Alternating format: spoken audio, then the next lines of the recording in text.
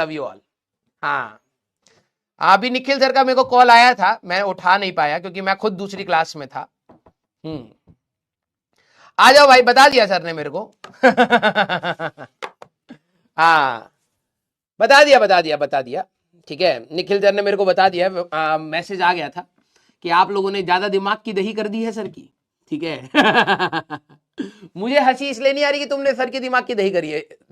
Situation ये थी कि अभी मैं अर्जुना जेई की क्लास ले रहा था, उसमें मेरा भी दिमाग की दही कर चुके थे वो।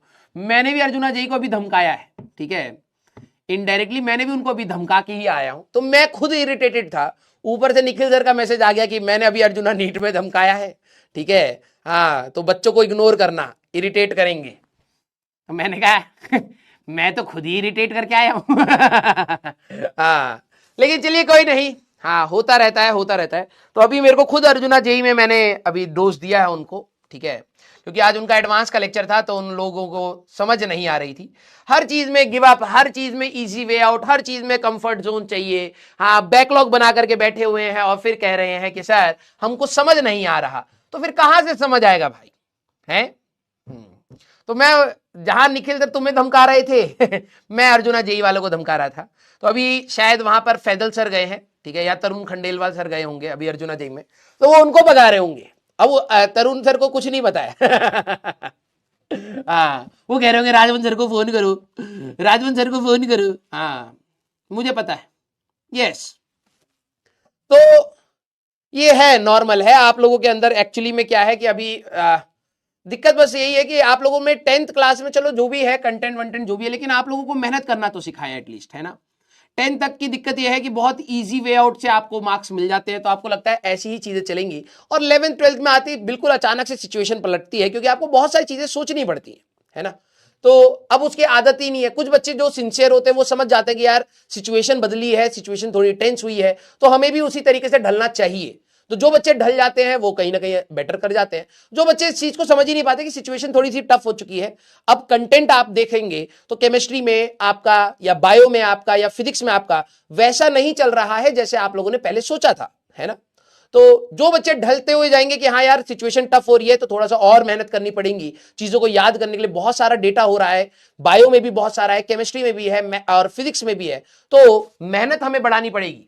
जो ऐसे थॉट प्रोसेस वाले बच्चे होंगे वो सही डायरेक्शन को पकड़ लेंगे और कुछ टाइम के बाद वो मतलब कहते हैं ना कि रिदम में आ जाते हैं, कि उनको पता लग जाता है कि यार इतनी मेहनत तो डिमांड होती है। लेकिन कुछ बच्चे अभी भी होते हैं कि यार मेरा बैकलॉग है तो कोई आसान वे आउट निकल जाए, हाँ, या कोई मेरे को रिवाइज करा दे, कोई मेरे को शॉर्ट नोट, सर आप मेरे को शॉर्ट नोट दे दो, सर आप मुझे ये सोल्यूशन दे दो। स्पून फीडिंग की आदत है, चम्मच लेके बैठे हुए हैं, कह रहे हैं कि बस सर आप ले आओ हम चम्मच से खाएंगे, स्पून फीडिंग वाली आदत है। उससे आपका सिलेक्शन नहीं होगा, मैं पहले बता रहा हूं। थोड़ा बुरा लग सकता है लेकिन रियलिटी यही है। क्लियर? यस। कल किस लिए हॉलीडे है भाई? हॉलीडे है? कौन सी holiday? Sir it's hard, obviously it's hard, इसलिए तो सारे लोग नहीं कर पा रहे। 10वीं क्लास में कितने बच्चे फुल ले आते हैं, कितने बच्चे, है ना। उसमें भी कुछ नहीं ला पाते, लेकिन मेजॉरिटी अगर आप देखें तो बहुत सारे बच्चे ले आते हैं। इवन 12th क्लास के बोर्ड्स के टॉपर भी, मैं वैसे डिमीनिंग वर्ड में नहीं बोल रहा हूं, लेकिन बोर्ड्स के टॉपर भी कई सारे ऐसे होते हैं जो जेई मेंस या जेई एडवांस में अच्छा परफॉर्म नहीं कर पाते, क्योंकि दोनों एग्जाम्स की तैयारी अलग है, समझ रहे हो। तो कॉम्पिटिटिव इन्वायरमेंट का बिहेवियर अलग होता है, बोर्ड्स की तैयारी अलग होती है। तो वो बच्चे जो दोनों चीजों को मैनेज करते हैं वो दोनों चीजों में अच्छा परफॉर्म कर पाते हैं। कुछ बच्चे होते हैं जो कॉम्पिटिटिव तैयारी बहुत ज्यादा करते हैं, तो कॉम्पिटिशन में तो अच्छा स्कोर कर जाते हैं लेकिन बोर्ड्स में नीचे रह जाते हैं। तो आपको दोनों तरीके से करना पड़ेगा, ठीक है। यस, हाँ, हॉलीडे, अच्छा भंडारा है। हाँ, तो भंडारा होगा तो निखिल सर तो ऑब्वियस है वहां पे खाना बनाने जाएंगे ही। है ना। यस, हाँ, हाँ, तो सर को जॉब मिला होगा, हाँ, सब्जी पूड़ी तलने का। शरीर के हिसाब से काम बांटा जाता है, मुझे जहां तक लग रहा है। यस, ठीक है। तो हो सकता है सर को भंडारे में कुछ काम मिला होगा, ठीक है, कहीं टेंट वेंट लगा करके पूड़ियां तलेंगे सर। तो सर बिजी होंगे, मैं बिजी नहीं हूं, तो tomorrow I will take the class, ठीक है। हाँ, सर का भंडारा होगा। क्लियर है क्या? यस। चलिए भाई, हाँ, हाँ सर आप जाएंगे, हम जाएंगे, जब निखिल सर खाना वाना बना लेंगे रात को आराम से जाके खा लेंगे, और क्या भंडारे में, और क्या। यस, भंडारा ही है तो खाना तो बचेगा ही ना। Yes, clear, love you all. तो चलिए, सारे बच्चे जल्दी से बताइए, जल्दी जल्दी जल्दी जल्दी। बेटा इधर उधर की बात मत कर, मैं बता रहा हूं बहुत बुरा हाल होने वाला है, ठीक है। हाँ, सैयारा सैयारा जो तू लगा पड़ा है, ठीक है ना, सैया बनेगी ना यारा बनेगा, ठीक है। दोस्त निकल जाएंगे अच्छे कॉलेज में, ठीक है। हाँ, तो तुम्हारा यारा ही सैया लेके चला जाएगा, तुम यहाँ पे बस सैयारा सैयारा लिखते रहना, ठीक है। गधा है कहीं के। हाँ, होमवर्क कितनों ने किया है ये बताइए, ईमानदारी से।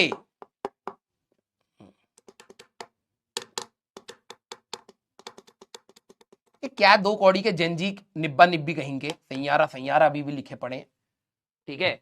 हाँ, जहां करियर, हाँ देखो ये 35% होमवर्क करके नहीं आए हैं, अब फिर कहिए सर आपकी निब्बा निब्बी कहेंगे, सैयारा सैयारा अभी भी लिखे पड़े, ठीक है।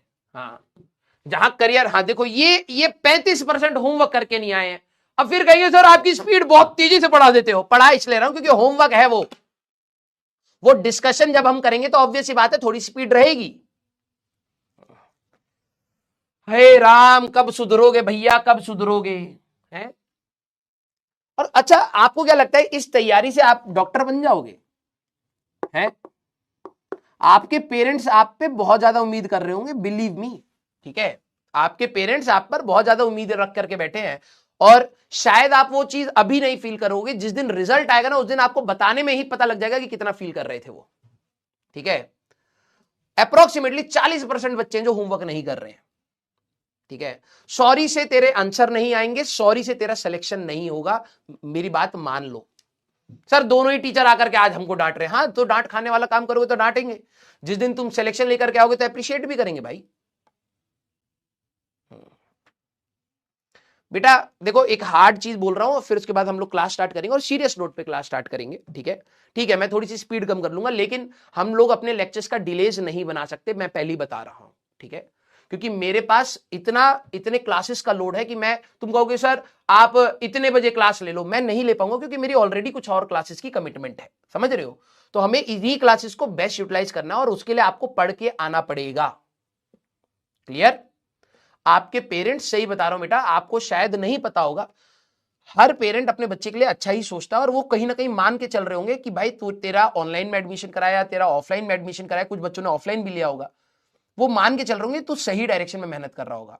वो अपनी लाइफ में अपने स्ट्रगल्स के साथ परेशान है कि भाई तेरी फीस चली जाए, तेरे को कपड़े मिल जाए, तेरे को खाना मिल जाए, तेरे को रेंट का लोड ना रहे, बिजली का लोड ना रहे। वो कोशिश कर रहे हैं अपने एंड पर जितना वो कर सकते हैं, लेकिन अगर तू अपना काम नहीं कर रहा है, जो सिर्फ एक काम दिया हुआ है तेरे को, ठीक है, तो रियलिटी बता रहा हूं, तो इस पूरे प्रोसेस में सबसे ज्यादा जिसको हर्ट करेगा ना वो तेरे पेरेंट्स होंगे, फिर तू अपने आप को हर्ट करेगा, फिर तू टीचर्स को हर्ट करेगा। तीन तीन लोग सबसे ज्यादा इस चीज में इन्वॉल्व है, ठीक है। तो तू समझ जा कि सबसे ज्यादा इंपैक्ट तेरे पेरेंट्स पर आने वाला है। और अभी तो शायद तुम्हें फील नहीं होगा क्योंकि पेरेंट्स करके दे रहे हैं, जब एक ऐसी उम्र आती है ना बेटा, जब आप 27 28 30 के होने लगते हो, तब आपको रियलिटी फेस होती है कि यार अब मेरे पेरेंट्स एजेड हो रहे हैं, वो शायद उतनी मेहनत नहीं कर सकते, ठीक है, जितनी वो पहले करा करते थे, ठीक है।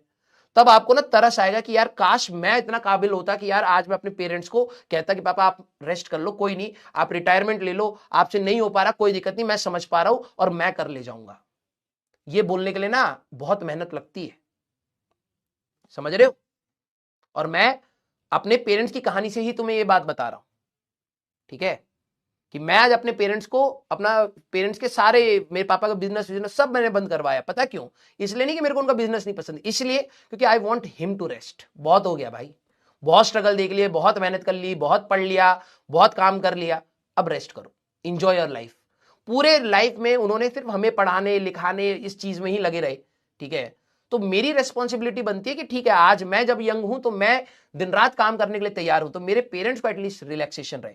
और बिलीव मी बेटा, जिस दिन आप उस एज में जाएंगे और अगर आप उतने काबिल नहीं बन पाए, आपको हो सकता है करोड़ों की जायदाद नहीं चाहिए, लेकिन अपने पेरेंट्स का जब आराम चाहिए होगा ना, आप वो भी नहीं दे पाओगे ना, तब आपको बुरा लगेगा कि जब मेरे पास समय था तो शायद मैं थोड़ा और बेहतर करता, तो आज शायद मेरे पेरेंट्स रेस्ट कर पाते। आज अगर वो 5 घंटा काम कर पा रहे हैं लेकिन जबरदस्ती 8 9 10 घंटा काम करना पड़ रहा है, तो उनके शरीर पर जा रहा है, उनके मेंटल टॉर्चर हो रहा है उनके लिए, तो उनको आप रिलैक्स कर सकते थे कि नहीं पापा कोई नहीं हो रहा काम, कोई दिक्कत नहीं, आप घर पे रहो, आराम से करो, 2 दिन जा सकते हो 2 दिन जाओ, कट रही है सैलरी कटने दो, मैं देख लूंगा।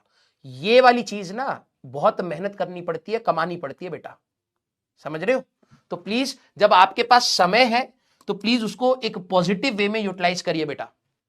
समय बीतते पता नहीं चलता, सीरियसली बता रहा हूं, बहुत जल्दी तुम 26-27 के हो जाओगे, तुम्हें पता भी नहीं चलेगा, क्योंकि अभी लाइफ इतनी तेज भागेगी, इतनी तेज भागेगी, तुम्हें समझ नहीं आएगा। क्लियर? आइए